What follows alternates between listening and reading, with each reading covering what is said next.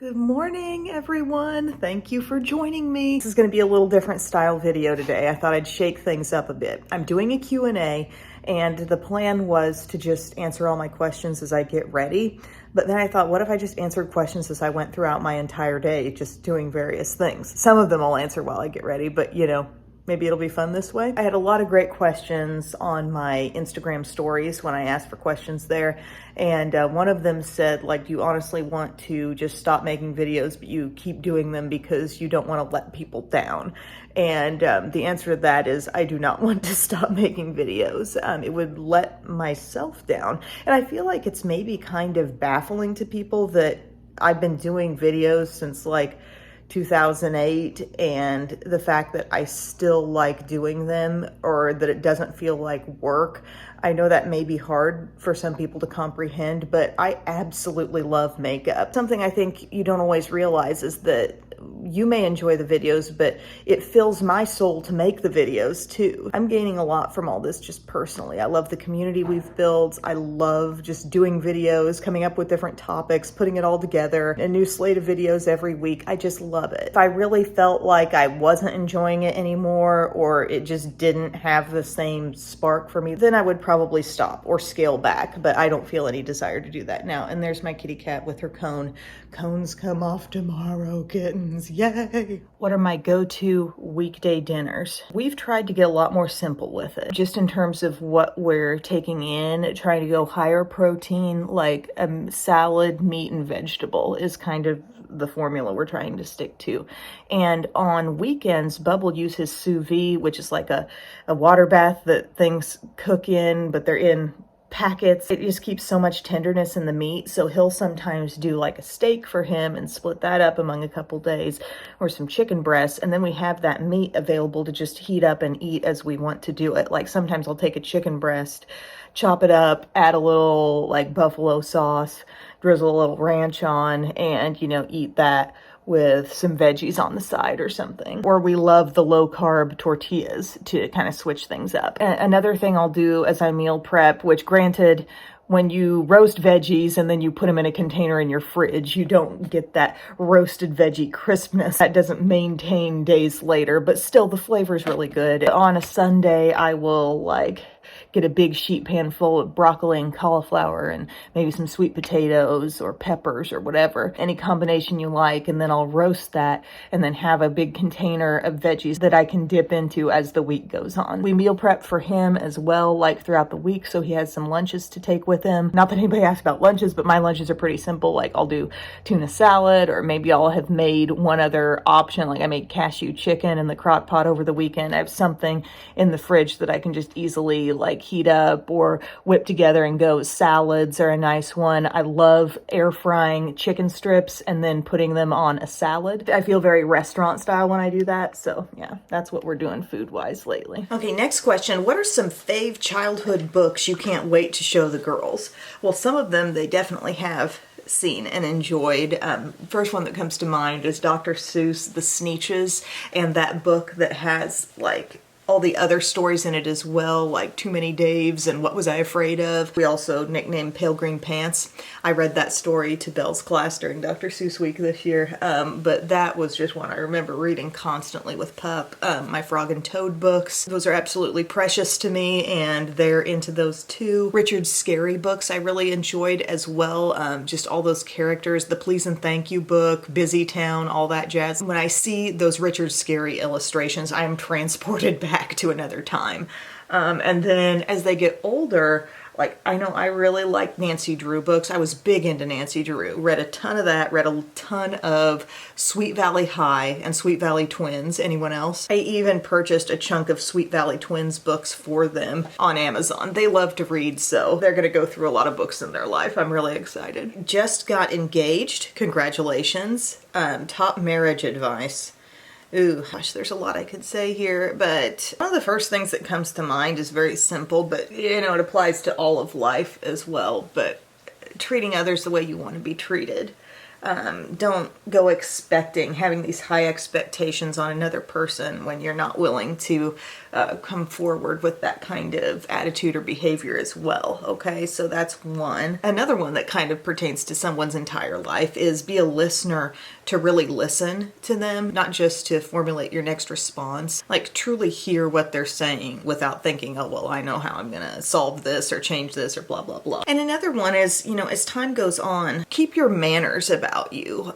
Just because you gain all this familiarity with this one person, it doesn't mean like you start barking orders at them. I mean, remember pleases and thank yous. Remember kindness to this person. I think you should always keep a little memory in the back of your mind, even as the years go on, of what it was like to be dating that person and how you might have behaved then, and always kind of give it a little barometer and think, am I way off the dating mark right now? Am I getting way too casual or uncaring with the way I treat this person? And that kind of rolls into my last thought, which is just having empathy, being an empathetic partner. Just think at the end of the day, well, maybe you're tired, maybe you've had a rough day. Kind of a team player mindset, well, how was their day? Ask about them. Don't just assume it's all about you. You know what I mean? I'm not an expert. Those are just some things that popped into my head immediately. Another one too is like, give those random little messages. Shoot a random text or leave a little note around that says, I love you, I miss you, I've been thinking about you, just whatever it may be. We all have busy lives, but nobody's too busy just to take those couple seconds worth of effort to do something nice like that. Thank you for taking questions. You're very welcome. What kind of shoes do you like to wear?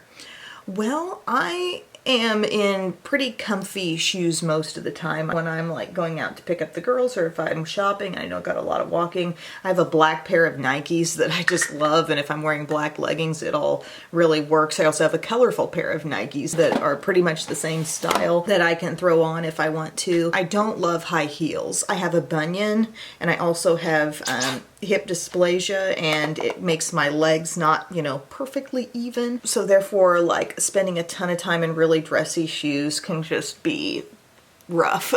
I mean, I can if I need to. I can do some heels, but it's going to be rare. A lot of times I feel like if I have something more dressy on, I might go for some flats or something, or maybe a cute sandal or a wedge. I also have a pair of Nike slides that I'll just throw on to, like, go to the mailbox or you do things outside. But I really feel like I care about comfort above all with my shoes these days. I don't have time for a lot of nonsense, and I'm not wearing a lot of clothes day to day that would require a super fancy shoe. I'm probably not gonna go straight through showing every single thing in the makeup routine. That's not really the point of the video, but just to let you know, I put on this Maybelline Perfector 4-in-1 in the shade Light as my primer, and I am using a new thing I ordered from Laura Geller, the Better Than Bare Tinted Moisturizer, which I have in Beige 200, so that's gonna be going on next. And then I'm also experimenting with the Natasha Denona new concealers. You may see those going on today. Next question is, do other moms know you're a YouTuber? Any stories?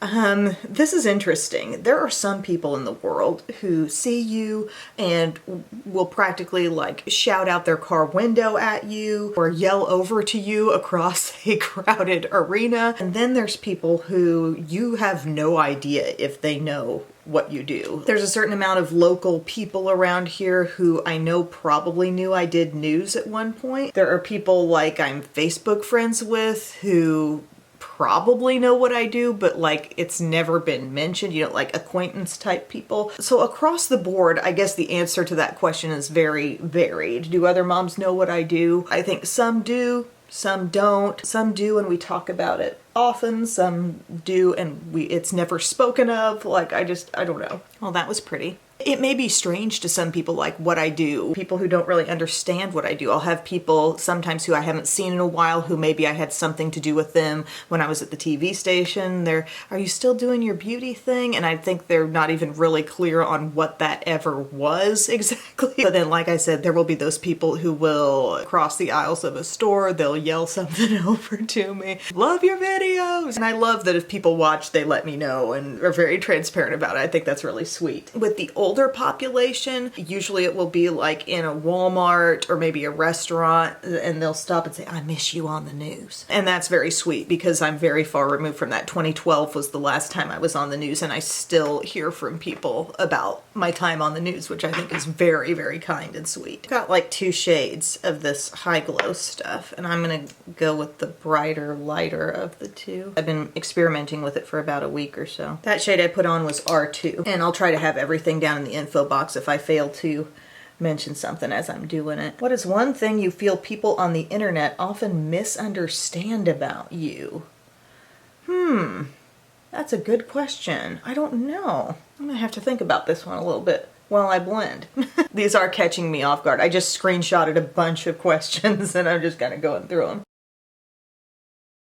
Being on YouTube this long, there are so many people who have also been with me for a long time, like maybe well over 10 years people have been watching. And I feel like I'm very open and transparent about things, so I don't think that anybody who's been with me for a long time probably has the wrong idea about me, you know? I am who I am. When I get on here on YouTube, I'm not putting on any kind of a new persona for you guys. Like when I sit down to do a video, I'm somebody totally different than I am like with my family or talking to Bub or my mom or something like that. Like I just want to be who I am. Maybe I worry sometimes that people just out in the public, when they hear like, oh, you're doing YouTube, your career is all about makeup, that I'm doing this because I think I'm so beautiful, or like I really have some words of advice for the masses because I'm just so beautiful. No, like that's not why I'm doing this. I'm not thinking I'm a model. I'm not thinking I am anywhere above anyone else for choosing to do what I do.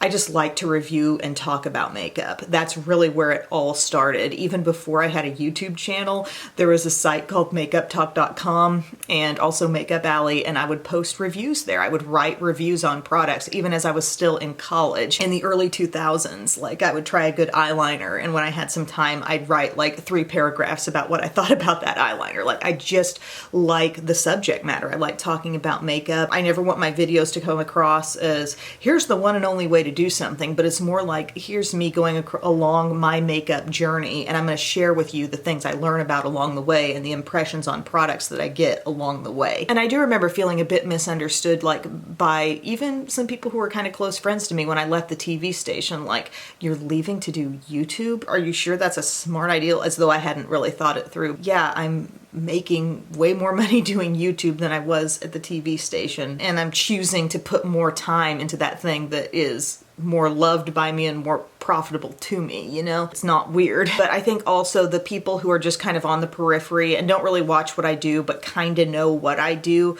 I think people don't realize that myself and other creators, I think too, our purpose here is not just to inform. I think I thought that was my purpose when I started doing YouTube. I'm just going to share info. And hopefully do I give some good, honest, concrete info that people can hang their hat on and know she's not sponsored and know that like I'm going to give it to you straight. I think that's a great advantage to my channel, but I think there's a whole other side to things where people are watching in times of loneliness, in hard times, in traumatic times in their life. Like I've seen the emails, I've seen the comments about many different life circumstances where those people weren't needing me to be a makeup expert, they were needing me to be a companion. And with thousands of videos to watch, I was able to be that, you know? So back to the original question, what's misunderstood about me? I think sometimes the motivation is a little misunderstood. This is not about, oh, I'm so pretty, I think I'll do a YouTube channel. Not at all. I like sharing info, I like sharing my take, and I like being there for people. The comfort companionship side of things that a long-term YouTuber can offer, and I feel very blessed to hold that position in some of your lives, so thank you.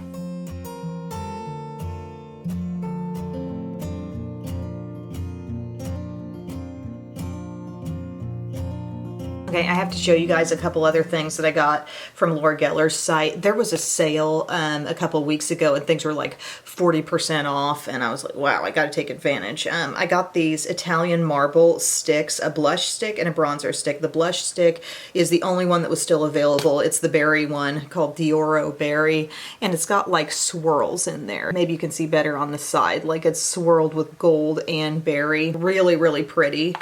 And then the bronzer stick is Dioro Glow. And if you look at the side of that one, you can see it's like a tan, but swirled with a really soft gold. And these sticks have been pretty good so far. They're a little stiffer than I'd like. You know, I'd like the blend in with them to be just a little bit softer, but they're still nice, and I love that marbled element. Like, I can't believe other brands aren't doing something kind of like that. But I just swipe them on and then I blend them in with like a 56 type of brush. This bronzer is fairly light, but it still gives a pretty look. It kind of amounts to a satin finish because I think the bronzer color and it looks matte, but I think just a little bit of that sheen ultimately makes it into the look, if you know what I mean. You seem to thrive as a working parent. Insight, helpful tips, how do you do it? Well, I work from home, so that allows me, my job is one that allows me a lot of flexibility. I can choose to do YouTube videos whenever I want, but I'm very disciplined, I think, with my schedule. I've been doing 3 videos a week for how long now? I'm capable of setting up somewhat of a structure for myself and sticking with it. I'm a Capricorn. I can really like hold out a routine for a long, long time. So I think part of being successful when you work from home is just being able to stick with sort of the parameters you set for yourself, and being very self-motivated, not needing someone else or someone else's guidelines or structure in order to make you thrive. I happen to be a person who can thrive in this solo environment, I think, and I really, really love what I do. It could be a completely different mindset if I rolled out of bed and thought, oh, not another video. It could be, and my hair is so crazy. I've got this all of a sudden, like, where did this come from? I practically have a bang. Like, where? When did you happen? Just in the night, sprouted some new hair. But I have a genuine excitement for what I do. So like, if I could actually fit in a couple more videos a week, I would. I just physically can't get all that done. But being pretty self-motivated, loving what you do, sticking with it and being very consistent. I wish there were other things in life I could be so consistent with, like, you know, eating healthy and working out every day. I'm really trying.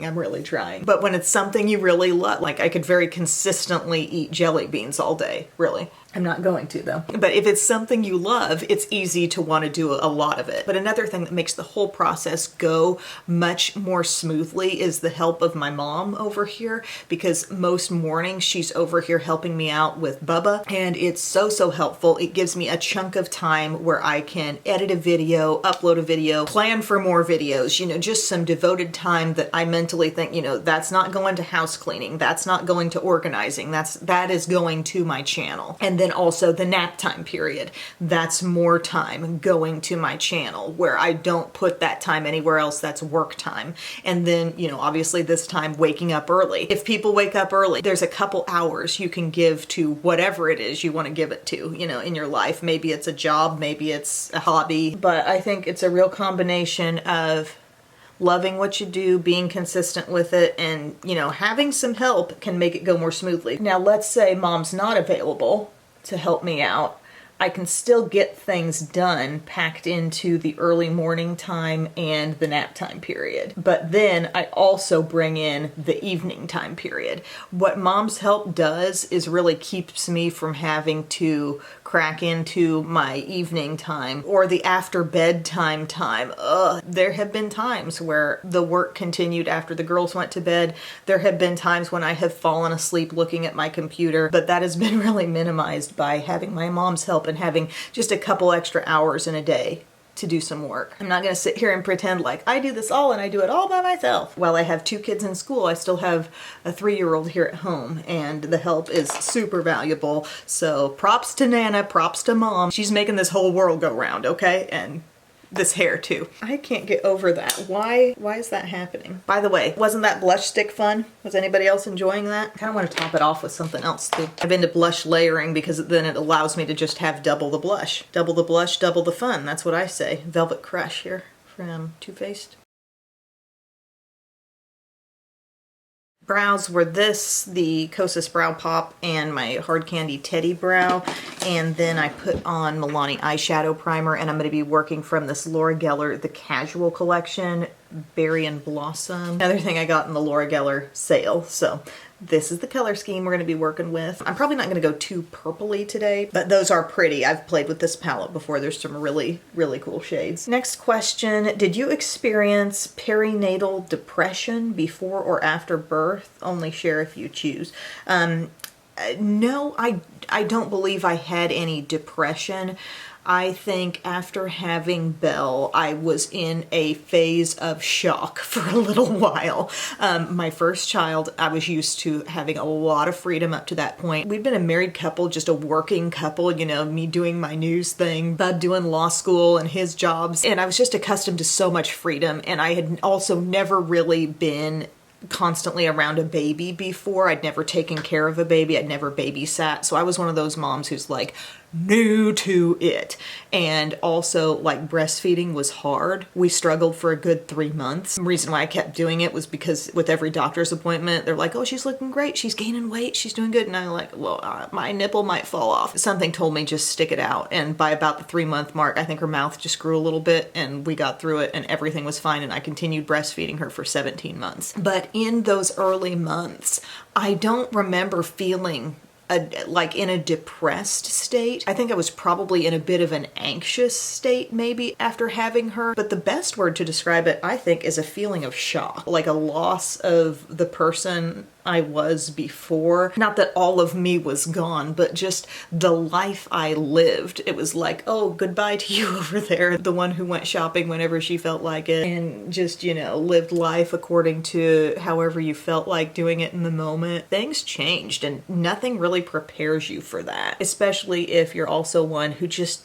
hadn't been exposed to babies really before then. You know, I was the youngest child. I didn't grow up just surrounded by a bunch of babies. I grew up surrounded by cousins that were like my own age pretty much. Mom and I would work in the church nursery together from time to time, but like the exposure was so minimal. I was just shocked at the ongoing, never-ending nature of taking care of that little newborn. And when I hear people talk about the newborn phase being so like blissful and easy, not in this house. If you can get over that hump of the first few months, just keep on trucking, mamas, because those months can be hard and it can make you feel like you're doing something wrong when you hear people say, oh, I'm just in a state of bliss. No, your hormones are going wild. Maybe that equates to bliss for some people, but it didn't to me. I didn't feel like I knew what I was doing for a good chunk of time there. Something in me said, keep going with the breastfeeding. You're doing okay. This is going to get easier, and it definitely did. In increments of 3 months, like so at the 3-month mark by Christmas time. See, she was born in September, and by the time Christmas rolled around, I remember we took a trip. We drove to Texas to see family. You know, everybody wants to see the new baby. I was, you know, stressed out of my mind. And at some point during that trip, I started to realize this isn't hurting anymore. I actually think we're getting over some sort of hump here. Like I'm nursing her and it's not painful. And she grew a little bit. Her teeny tiny little mouth, I think, just grew, and she did not have a lip tie or a tongue tie or whatever. They checked her for that. I mean, you can hear my breastfeeding stories over on the vlog channel. They're still there for you. There was just a time where it wasn't quite jiving, but yet she was still thriving. I stuck with that, not saying everybody has to, not saying it was maybe even in my best mental health interest to do that. I don't know, but I got over the hump. With a lot of people, the issue is that maybe they're trying and maybe the breastfeeding isn't going all that hard for them, but for whatever reason, the child is not growing how the pediatrician wants to see. There are plenty of reasons to jump ship from breastfeeding. I get it. For me, it was just like, for all I knew, I was going to try to make it go because I felt like she was doing really well. But overall, just postpartum shock, is that a thing? That was me for a while. And I was still doing videos. I remember doing still like some stuff on the Express channel. Things were still going and I didn't have any help here at that time. My mom and dad were still back in their original house. They were 5.5 hours away. And I remember sitting in here shooting a video when the room was painted pink. I think I was trying to get Belle down for a nap and I was in here trying to shoot a video. I can't remember what review it was. It was something on the Express channel and I just started crying because she kept crying. I'm a person who loves to execute their plan and I spent years executing my plan, and now, oh my gosh, this shock of how do I work my life around this new normal? And don't get me wrong, were there tons of amazing moments? Yes, of course. But I'm just kind of focusing on like what the hard moments were. There were lots of fun times, joyful, blissful times where you're like, how did I create this person? And you watch them sleep and you're just like, don't take your eyes off of them because you're so in awe. Like, motherhood's a crazy thing. You got so many moments where you're in awe of the blessing you have, and then within 10 minutes you're also thinking, now how can I get dishes done? How can I step away from this child for long enough to heat myself up something in the microwave? You know, like, I don't know how I got that much shimmer right there. I guess I underestimated the shadow. I'm using that shade there. Well, guess we'll make this side real shimmery. But with the other kids then, and I had a lot of questions talking about, like, is it harder to go from 0 to 1 or 1 to 2 or 2 to 3 kids? It was hardest for me personally to go from 0 to 1 just because there were so many unknowns. And it was such a change for my life. And then, you know, Biddy coming on, Bubba coming on, it was less of a mental change for me and more of just a physical, like, okay, we got more people to take care of. We need a little more energy. This is a lot, but it wasn't messing with my mind really the way having Belle was. So I'm just gonna finish up this eye look with a little liner and mascara. And I'm gonna show you how the finished look turns out. And then I'll probably be saving some of these questions for, like, as my day goes on. Okay, I put on my Lawless One and Done mascara, and that's my Sephora eyeliner, and this is Hard Candy lip liner, Instapout in First Move. It's kind of like a cool semi-deep nude. There's a little dusty rose in it. I'm popping that on. And then I'm putting L'Oreal Glow Paradise in Beige Eden over the top for a nice little nude lip. Nude, but not too nude. I swear, I meant to be like casually vlogging throughout the whole morning, things that were happening, and I'll throw in a little answer to a question here and there. I didn't have a moment to even pick up my phone this morning. It was nonstop. Get the kids dressed for their theme day, write a teacher appreciation note, make sure the breakfast gets down. Noki gets upset because Biddy's wearing a skirt that technically belongs to her, but it fits Biddy better right now. It's 7:45 and like my tank just got emptied somehow, and now I got to find a way to refill it. What I need to do right now is get my video edited. Today is Thursday, so I have a video going up today, and my video is not done yet, so I need to finish that. Nana just got here and is going to play with Ugga for a little while. Ugga, Bubba. He's got multiple nicknames, and that's the plan for now. So maybe I'll take a little editing break in a bit and answer another question. But the question I just saw was pertaining to cheerleading, and they said they knew I did cheer, but did I do any choreography? And yes, I did. I spent a lot of my cheerleading time, I think I've talked about this randomly before, but I spent a lot of that time without really being coached, so to speak, like learning from a coach. My first coach in high school, I learned a lot from. My first coach in college, I learned a lot from, but throughout those high school and college careers, they didn't last there very long. It was like they planted some amazing seeds and then they were gone, and I was left feeling like a coach myself. I made up competitive routines, homecoming routines,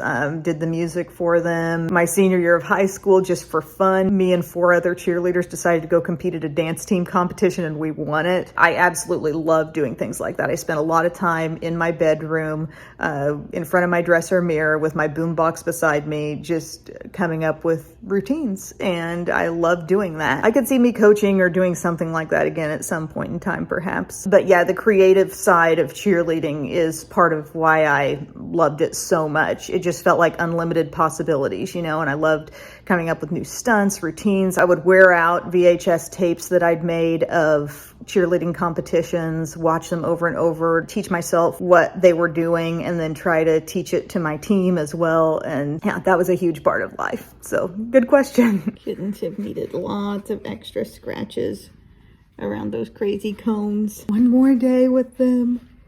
One more day, babies. Oh, they've been such good girls. Yes, they do come up like cones around their faces, but for resting and eating, I flip them back because it's hard for them to get into their like water and food dishes with that up by their face. Yes, it is. You've been so good. This is Rosie. They got spayed last Wednesday. That's why they're wearing the cones. Okay, so I got finished editing and now I'm proof watching the video. I always watch it back one time just to make sure like the edits are correct and, you know, any captions that I put in aren't misspelled. I mean, things still get past me from time to time, but this is like a 22-minute video, so it takes me that long, obviously, to go through. And also, while I proof watch, I write down in a little Pages document I open up over here, and I type out every product that I use and every brush that I use. So that way, that becomes my info box, and then I copy and paste all that into the info box. We'll take another question now. I saw one that said, do you think YouTube is a dying platform? I don't think it's a dying platform, but I feel like people have more video options now. So I think at first when people wanted some kind of video content, you know, YouTube was it. Whether it was a vlog or funny, entertaining videos or educational videos, whatever it may be, it's like you would go to YouTube. And now I think with TikTok coming into the game so strong, it's kind of like YouTube now sifts people out. It sifts out the people who now can go somewhere else for their short form, like short attention span content. No offense, but I mean, it's just, that's content you can breeze through, right? One after the next, just bing, bing, bing. I think YouTube lends itself more toward the longer form content. Granted, there are now shorts as well that you can look at pretty much the same way you watch TikTok. So I don't think YouTube is dying. I think it definitely has its place, but I feel like it was once the one place to go to for videos. Now people can enjoy their shorter stuff too. And I don't think there's anything wrong with that. I feel like maybe my audience has been pared down a bit to the niche group that really, you know, wants the kind of content I have to offer. And I'm okay with that. I'm really, really grateful to have what I think is a consistent base of viewers who want to tune in every time there's something new. I'm so thankful for that. And I know different topics, different certain video ideas may spark, you know, a little surge in viewership. But what I'm so grateful for is that people are still watching consistently, and they're watching longer. I've talked about this before, but I'm really amazed at the duration of viewership throughout an entire video that I post. It's really amazing. And I've even talked to people who like help in the YouTube partner program. They're like, the amount of time people are spending watching throughout most of the video, if not the whole video, is really impressive. And I thought, oh, that's cool. That's cool. That's all you guys. Is my voice too boring? Because look who is totally lulled to sleep and like wrapped around my body here on the side. Oh, I think it's soothing to her. Alrighty, so I'm uploading. I just got my thumbnail made there. Had a snack, some pickles and some pretzels, a couple pieces of cheese, just real random. He's watching a little Curious George, having a little lunch. Say hi. Hi. He's been doing potty training. I think he's pretty well through the hard stuff. He's going, he's doing good, but he likes to just wear undies around the house. He's mommy. We're gonna go outside and we gotta refill the bird feeder and do some cleaning work on the pool. Are these your Be Happy socks? Oh, we got be happy. Like it says, be happy. Be happy. I love those socks. We have be happy shoes. Mm-hmm. What about your Be Happy puppy? Puppy wants a hug. Yeah. Making headway on the pool situation. Bird feeders are filled. It was hot out there, guys. Bubba and I were in here. He had a little snack. We played. And he went up for his nap. I've also been dealing with an internet situation where I've had to turn my phone into a hotspot because the internet went out for a period of time. And I checked and they said, yes, there's an outage in your area. It'll be resolved at 5. And I've got a video I'm trying to get up today. So I went ahead, and after he went to nap time, I went down to the basement and tried to reset it, and it actually came back on at that point. So yay. Now the video is uploading way faster. Like the hotspot works when I use my phone as a hotspot, but it's just very, very slow. Now I should be able to get this video posted during nap time. I'm just filling out my info box and getting the links and everything. Snack time, a little bag of Skinny Pop and some sweet pickles. Also catching up on Days of Our Lives. Got literally everything done for my video, but YouTube says checks still running. So I'm gonna have to wait for that to get done before I can post it, but I'm excited to share it with you guys. And another question that came up said, how do you avoid being like overly self-critical?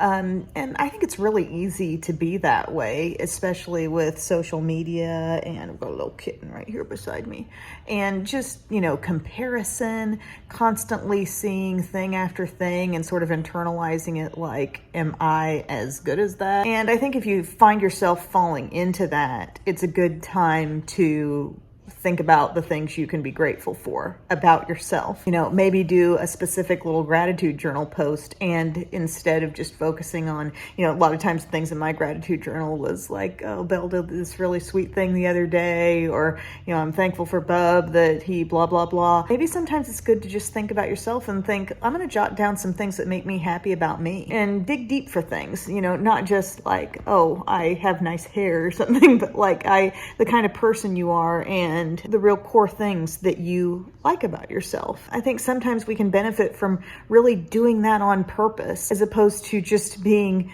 influenced and swayed by every little different picture and video and thing we see from other people. Let's look at ourselves and let's appreciate ourselves. And if there are ways we want to improve ourselves, you know, keep in mind that a little bit at a time matters. I love instant gratification. I love to think like, okay, I just did 40 crunches. Where are my abs now? You know, I could be that way, but even if we're just getting a little bit better, a little bit stronger each day, a little bit, you know, more focused on this or that different goal that we have, like, it's all building, and try to be patient with yourself. We are now here at the school for pickup. I get out of the car to go pick them up at the school. I have kids coming out of 2 different grade levels. They come out at different times. And I guess I've always thought I'd be blocking up the pickup line a little bit if I'm getting 2 from different classes. So I just go up and get them. And a lot of people do that as well. So hat is on, hair's doing a whole lot of nothing today. But a fun question I saw was my favorite and least favorite thing about Bub. So favorite thing, I've got quite a few favorite things, I feel like, with this guy. I really appreciate just how kind and empathetic he is. He really is a good to his core kind of person. He would do anything to help somebody. He just defaults to a very kind, very good, sweet place. And I love that about him. And he's a man. I mean, I feel like he didn't grow up having a ton of things done for him. I feel like he figured out a lot of things for himself and just became this very hardworking, very much like can handle it all type of guy. And I love that. My least favorite thing about Bub, I might have to say like maybe a tendency to bottle up emotions sometimes. Like, I think I'd always like him to be a little more forthcoming with the way he feels about different things, or just like let it all out, you know. Well, I love him just the way he is, you know. I really don't want anything to change.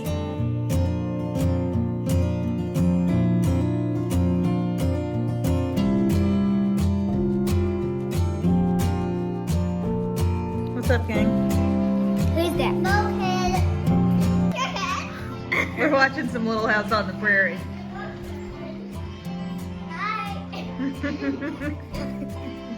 Mr. Edwards.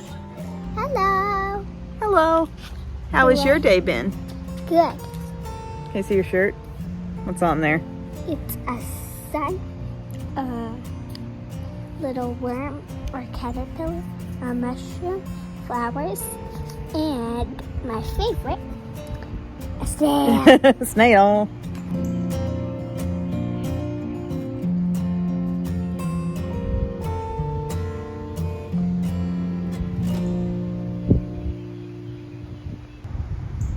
Bird feeder's just waiting for action. They actually have gotten quite a bit of action because they were both empty and they'd only been out for a little over a week. Cardinals have been good customers. I think I've seen a couple blue jays. They can be a little aggressive. I don't think the deer that pass through here have stopped to check them out so far, so that's good. And I haven't seen any squirrels getting to them yet either. Word has not quite gotten around in the woodland community. And the last question was something I actually received many times over, and it was, what is my Enneagram number? And at first when I was asked this, I thought, oh, I don't know. And then I went through an entire quiz and I was like, oh, I know what this is. Like, I've done this before. Once I got my result, I remembered that I'd had that result before, and I am a 3. 3 is called the achiever. Okay, the strengths of this personality type, or I guess the key components: drive, efficiency, pragmatic, confidence, adaptable, focus. What do you think, Bub? Yeah, that's good. Consistent with me? But there are blind spots as well that are listed here. See, Also, I took this quiz and then they wanted me to pay $29 for the explanation. And I thought, nope, you've shown me enough. You've shown me the number and I'll just Google, the more details about that number. Blind spots, they say impatience, Yeah. scheming, I don't know about that. scheming, Disagree. image driven. I don't know that I'm image driven, but No. I mean, one might say that if you care about makeup at all, maybe you're image driven. I don't know. Self-promoting and insensitive. I'm not insensitive. No. Self-promoting. You gotta be when you're running your own show. You're a one-woman show. Your job. This is just me making excuses But for you're all not- the you're type the 3 furthest blind thing spots. from insensitive. Oh, thank you. Bub, can I get that on camera? Said that she is the furthest thing from insensitive.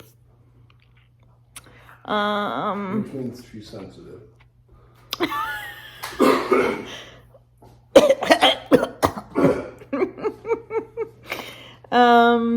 Many Snickers.